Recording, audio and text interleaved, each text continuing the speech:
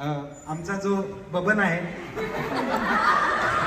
तो त्याला आमच्या दिग्दर्शकांनी सांगितलं होतं की ट्रेडिशनल मध्ये यायचंय, म्हणून तो शाळेच्या युनिफॉर्म मध्ये नाही आलाय. तर त्याच्याकडे माईक देतो.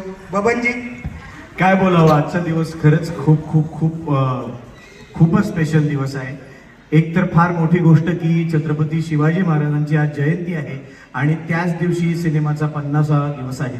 50वा दिवस या दिवशी आम्ही साजरा करतोय. तर खरंच खूप छान वाटतंय.